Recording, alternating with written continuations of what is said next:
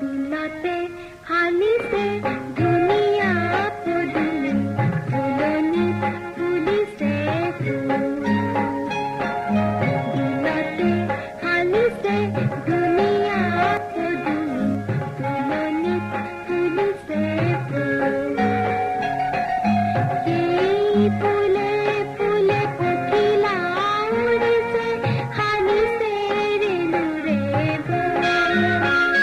এই গীতটি ৰচনা কৰিছিল সংস্কৃতিৰ পূজাৰী কলাগুৰু বিষ্ণুপ্ৰসাদ ৰাভাই।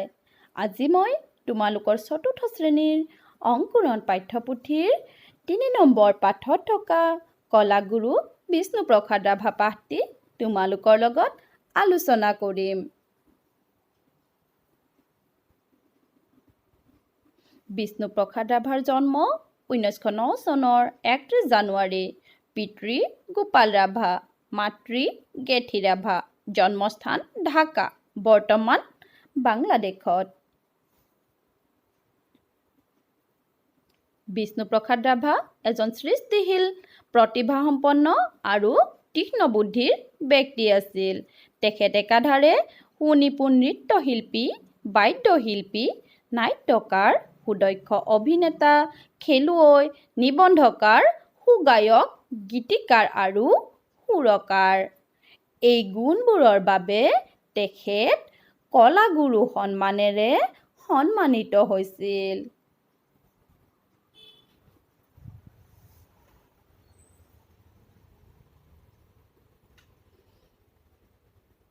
বিষ্ণুপ্ৰসাদ ৰাভাই 8 বছৰ বয়সতে ঢাকাৰ উস্তাদ কালাচান্দৰ পৰা নৃত্য আৰু অভিনয়ৰ শিক্ষা পাইছিল।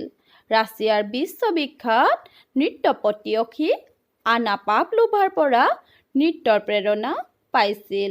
সেই সময়ত কলিকতাত পাভলোভাৰ নৃত্য দেখি বিষ্ণুপ্ৰসাদ ৰাভা মুগ্ধ হৈ তেওঁক লগ ধৰিছিল।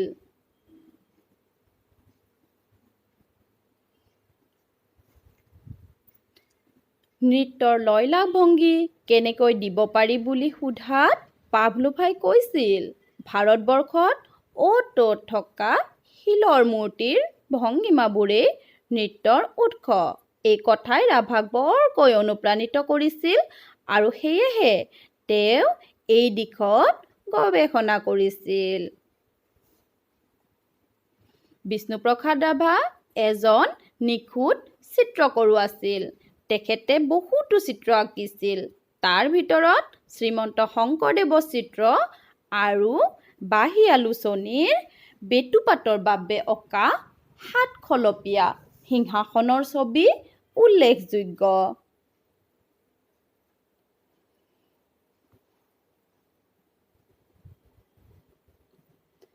1940 চনত কাশী হিন্দু বিশ্ববিদ্যালয়ত বিষ্ণুপ্ৰসাদ ৰাভাই 108 বিধ নৃত্য প্ৰদৰ্শন কৰিছিল।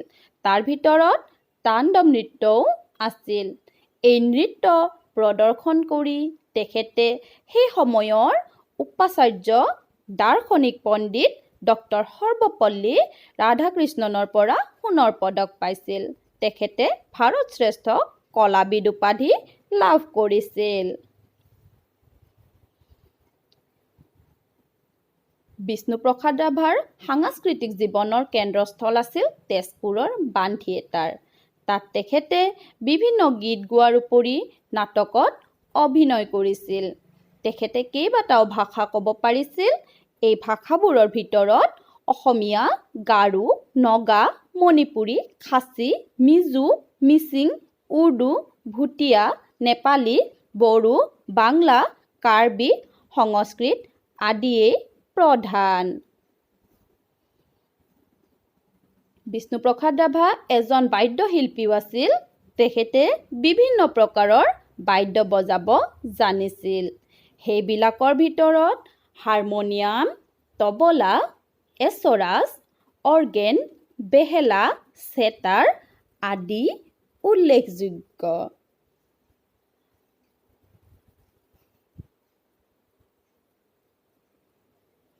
অসমৰ সুসন্তান এই জনাশিল্পীয়ে 1969 চনৰ 20 জুন তাৰিখে আমাক কন্দুৱাই পৰলোকলৈ গমন কৰে।